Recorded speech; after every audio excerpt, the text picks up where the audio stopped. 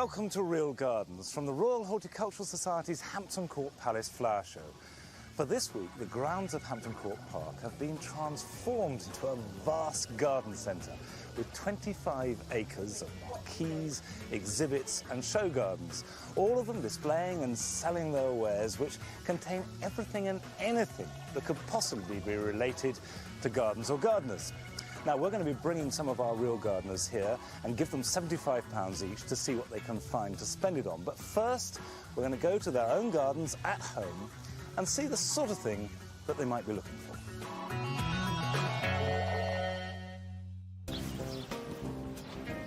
On the rural outskirts of Huddersfield is an allotment run by a keen gardener who grows all his produce in raised beds on strict organic principles.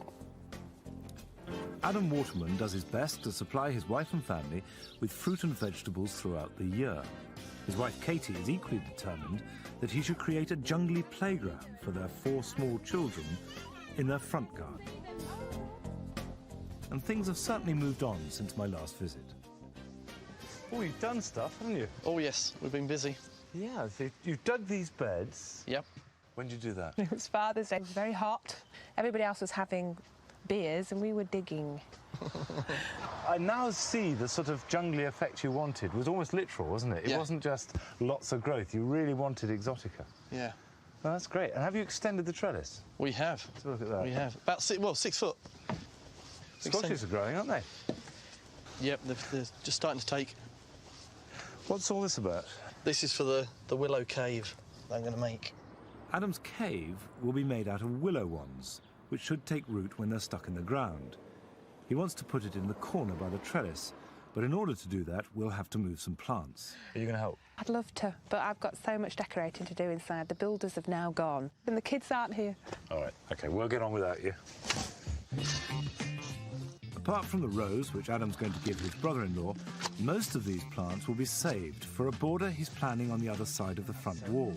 Meanwhile, Katie is working at full stretch on the new extension, as she's only got 6 weeks leave left following the birth of their new baby.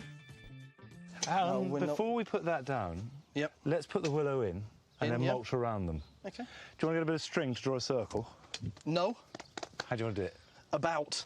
OK, yeah, I like about. I'm good at about. All I'm after is a last one there. Yeah. And last one there. And so this is the entrance? Yeah, because then I'm going to put some that way and then weave some that way, so it provides a hole. The beauty of this is the simplest job in the garden. You just push them in. OK. But get them in... How deep? Well... About 10 inches. Yeah. So there are 2 different types, but what are the lighter green ones for? They're a light green willow. Oh, the light green willow? Yep. So and this is a darker green willow. Silly question. Will it produce a leader? Yeah? Yeah, I mean, you can see there's one that might grow from there. Certainly that will grow up. Right. Providing the ground is kept wet, the willow should take root in a week or so, and the diagonal branches woven between the uprights will strengthen the cave and stop it blowing about too much in the wind. Wow, you've been working. Do you like it? Nice to see you've been doing something. Do you like it? What do you mean doing something? Mind, you can see that you've been painting. How's that? Because most of it's over your face and your arms and your trousers. Looks very fetching. Spattered. Are you flirting with my wife, Mr. Dodd? I always flirt. Now, you realise it's not going to stay like this, because these uprights are going to grow on up and then meet over the top, and then you tie them, and all these are just really a framework. So it'll be like a sort of great leafy igloo. Right. So everything here will grow. Very good. Good girl.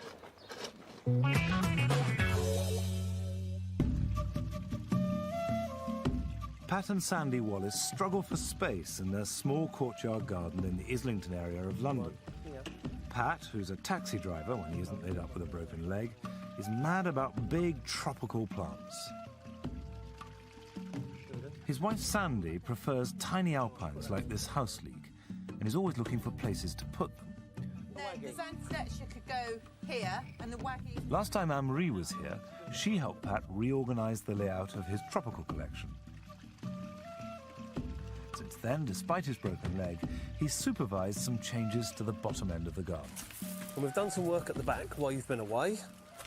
Some work? You've done loads. How have you managed to do all this? I've got some friends. A friend of mine, Bob, came in and helped me. We cut the shed in half, as you can see. I love this screening that you've put all around the shed. It really is a fantastic backdrop, isn't it? It softens the back, doesn't it? And we're going to go right the way round. So what are we going to do today, though? We can go upwards now. We've got more planting space. On the roof? On the roof. We can plant some house leeks up there. So where are they? Are they down there? They're down the base, Should we go and have a look? Yep. OK. Come on, hop along. So these are all Sempervivum tectora, aren't they? Yeah. Folklore has it that we used to plant them on roofs of houses to ward off lightning, and then if there was a hole in the roof, it would plug the hole, hence the name house leek. And I just think they're odd, and I think when they flower, they look extraordinary. What are we going to plant them in? Something like I was this. thinking about compost, but if you want to use your tie, Sandy, that's fine. I just thought they would sort of sit under the willow fencing and put the compost inside until they get established. That is a really good idea. Yeah. And this is the compost. It's a mix of multi-purpose, sharp sand and silver pearl to give it the drainage, because they don't like being wet, do they? No, they don't. Actually, you can see the perlite in here, can't you? That's a volcanic material. It's really lovely and light and fluffy. It's perfect for it. With his leg in a plaster cast, there's no way Pat is going up on the shed roof. That leaves Sandy and me to get on with the job. That's sturdy. Are you going to go up, Sandy? It looks like it. Pat has left a gap between the actual roof of the shed and the decorative willow screening. So Sandy's cutting holes in the willow to create planting spaces. Meanwhile, I pack compost and sempervivums into the pop socks and hand them up to her. I think I've made a big enough... Oh, that's lovely. Planting is easy. Sandy simply pushes the socks through the holes. It's a technique that would work just as well in any old crevice or hole in the wall. We've also included a few of these grey sedums to cascade over the edge. Do you want this? Yeah, it wouldn't be a bad idea. Finally, we brush extra compost through the willow to encourage the plants to spread. I think you need to take 4 or 5 leaves off there. Oh, yeah, I agree, because then if we take some of this foliage down, we can actually see what Sandy's just done. Yeah. OK, this one then? No, a little bit lower. That's enough, because that promotes growth for next year. Lovely. Yeah. That one? Thank you. They're lovely things, aren't they? Magic. Thank you. That's better, isn't it? Oh, that is better. That's lovely. Thank you. Pat found this old pair of antelope horns in a flea market, and they certainly add to the tropical atmosphere. That looks like a witch doctor's hut now. Well, it looks the business, doesn't it? But Pat still wants more changes to his garden. At the moment, it's all leaf and precious little colour. I think we need a little bit more bend here, so we need some underplanting. Do you know what? That's exactly it. I think we definitely need more underplanting, more spikes of colour. That'll sort of please Sandy and make it more garden-like. Yeah, that's true, yeah. And there's Hampton Court coming up. Perfect opportunity to look at some plants. Not palms. God knows how you're going to get around. Well, you're either going to carry me or push me, I think. I'm going to get a wheelbarrow, Pat. Chris and Bill Skeels moved to Devon from Essex 8 years ago to live out their dream of setting up a rural smallholding. Their first few years were taken up with looking after the animals, but now they've reorganised the farm and are making progress with their garden. Bill has done all the hard landscaping himself, building walls and putting in a decking area. Meanwhile, Chris has been busy propagating hundreds of plants, and Carol Klein is here to help her find homes for them. Today, she wants Carol's advice on how to deal with an ugly bare patch next to the house. Right. So this is my naked shingle bed. Could do with a few plants, couldn't it? It's desperate for plants. And what do you use this area for? Well, this is a main walkway. Right, because wherever we put these plants, we just must make sure that they don't feel awkward and you don't feel you've got to. You don't want to walk over them. Yeah. So shall we just see? I've got a feeling there's a big curve there, isn't there? How about having something that emphasises it? You know, like a big round bed here. Looks good to me, yeah? Yeah. And you've still got all that space there. But if we had another one over here, I don't know, kind of crescent-y shape about there and across. Yeah. So it's like the sun and the moon, Chris. Oh, how poetic. What's this stuff that's down here now? This is what they call scalpings. We've used it just really for economy. It is a quarter of the price of what we're actually going to put on, because we're not leaving it like this. We're putting a creamstone on top. Right. Preparing the new beds involves quite a bit of heavy work, so Bill's giving us a hand. How deep did you say this was? First step is to remove all the grey scalpings and to strip off the porous membrane. Then it's time to get digging. Angie knows best. It doesn't pay to skimp on soil preparation, so we're digging in gravel to improve drainage and compost to enrich it. That's enough, you know. Yeah. Don't you? That's What good. a change. That's fine, isn't it? Right. We brought over a selection of drought-tolerant plants that will enjoy the well-drained conditions we've created. Yeah. Both these beds are the same. You know, to all intents and purposes, the conditions are exactly the same. So it doesn't matter so much what goes where from that point of view.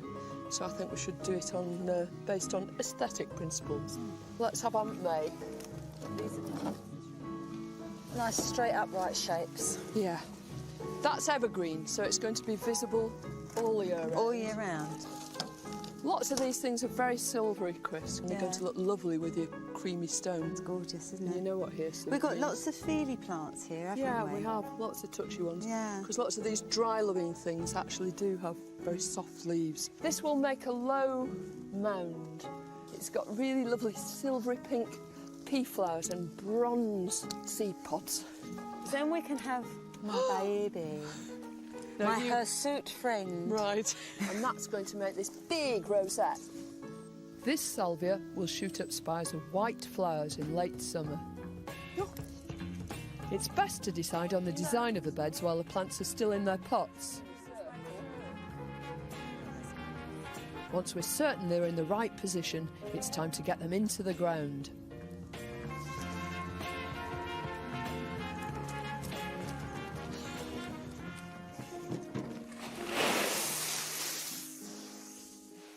We're finishing off with a thin top layer of the more expensive gravel.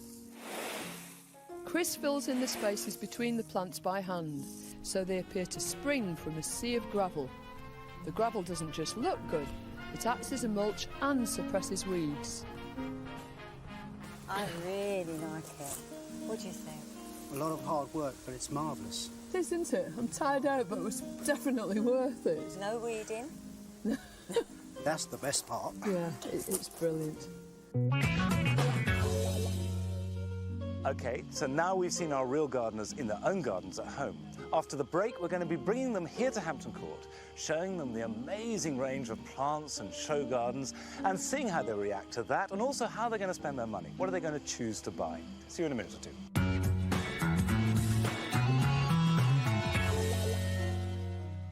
Welcome back. Hampton Court Flower Show has an atmosphere quite unlike any other show I know. It's very different to Chelsea, for example, which is very compact. And Hampton Court is sprawling and generous. All our real gardeners have now arrived and are making their way around the show. But first, we're joining Anne-Marie and Pat the cat. We can go in. Oh, thank you, sir.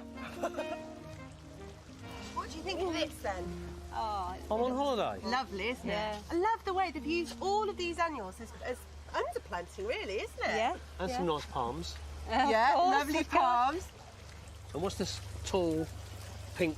Oh, that's Marina longifolia. Oh, it's very nice. Well, I think it's fabulous. I mean, you've got the foliage at the back, which I'd love in my garden. Yeah. You've got so many different colours. You've got ordinary plants, which I wouldn't have in the garden, which look really good set against this background. I think it's like a film set. I really do. I just love the marigolds that just show you how an ordinary, everyday plant can look fantastic. It looks really good. I think what we'll do, we'll go shopping and we'll buy this whole garden. We'll go home and we'll start all over rip again. all ours out. That's what you're going to say, isn't the it? whole Yeah. thing. Me and Sandy will rip it all out. The show garden which Adam Waterman most wants to see is You Magazine's Go Organic Garden, which is a beautiful mixture of flowers and vegetables. What do you think about these raised beds? They're oak, you know. Are they? Yeah, these are solid oak. Aesthetically, I suppose it looks lovely, but it wouldn't be cheap. It would be prohibitively expensive to me. Nah, what about that slate? Would you use that to save your chips? Again, that is more practical. Wood chips disappear.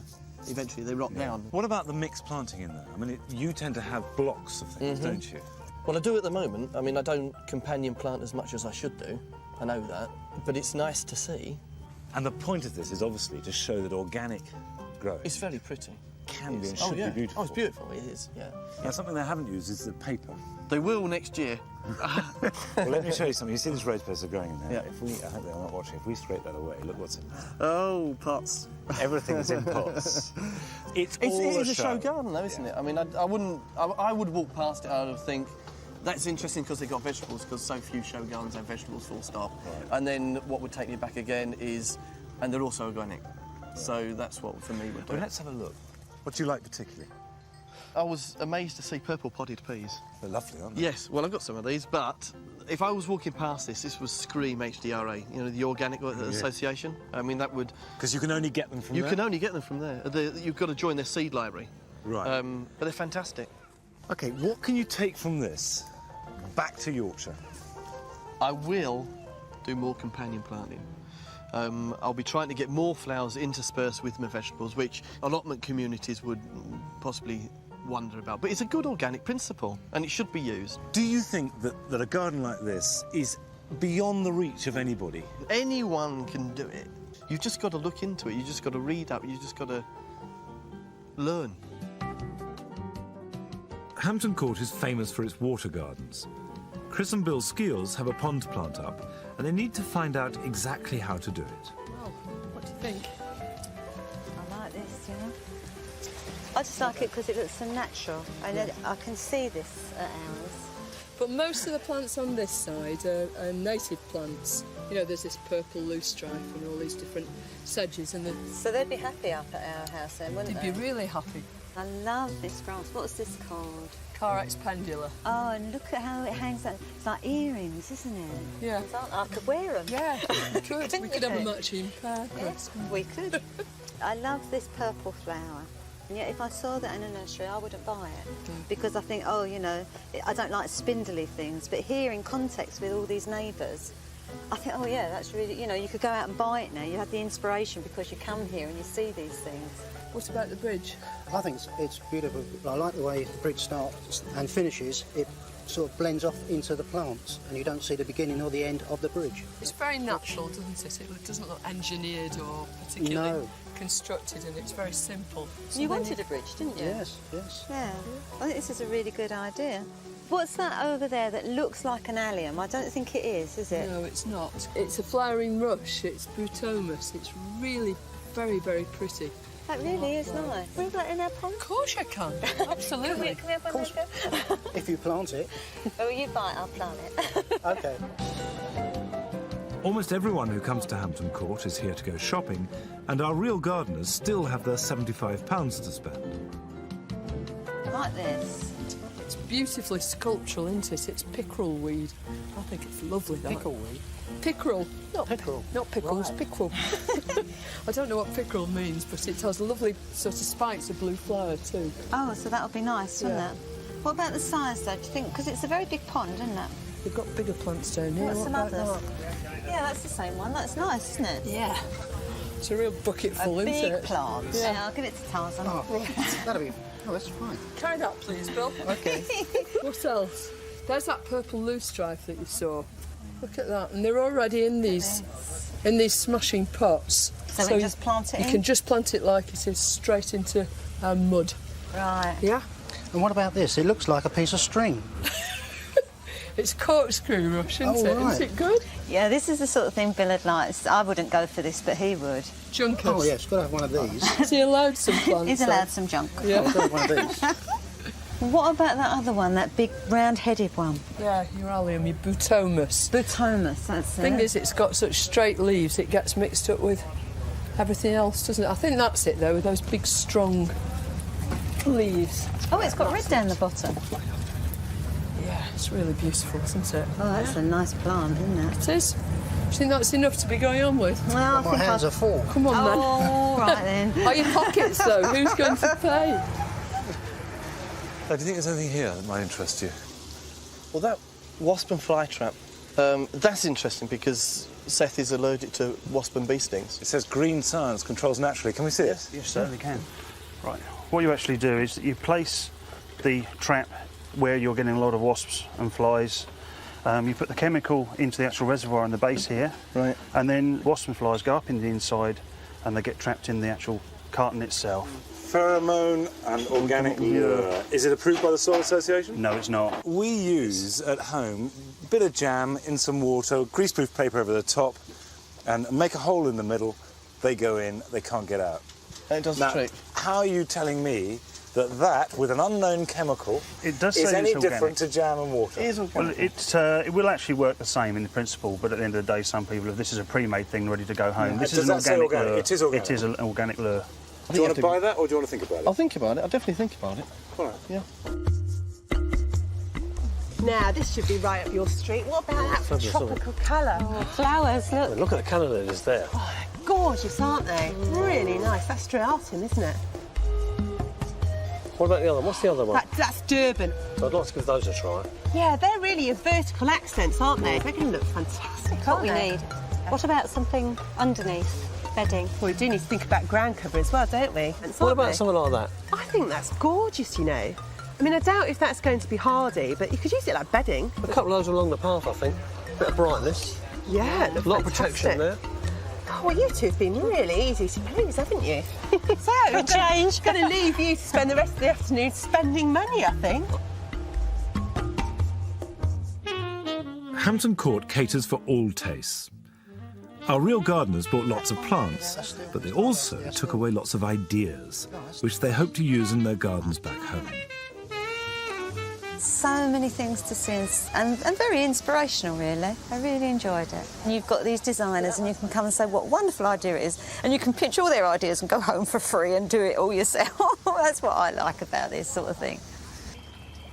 My impression of the show gardens, well, I regard them as little more than like a fashion show, like a catwalk. But a garden such as this is a bit different. That's using a bit more real life. I think as long as you come here with the attitude that you're just going to get an idea, you know, nothing more and nothing less. I mean, it's not real. I don't think that the normal human being would be able to replicate in the same way as some of these. I think the problem with coming today is I want to go home and start all over again. But I won't do that. What I will do is I'll add some of this to what I've got and improve my garden no end. But this is really fabulous. I'm on holiday. This is what I want. That's it for Real Gardens from the Royal Horticultural Society's Hampton Court Flower Show. We'll be back next week with a special programme. We're going to revisit 3 of our real gardeners from last year. This will give us a brilliant opportunity to see how gardens change and develop, not overnight, but over an entire year. That's a Real Gardens 1-hour programme at the new time of Sunday evening at 6:30 p.m. I think it should be a really special programme. Join me then. Bye-bye.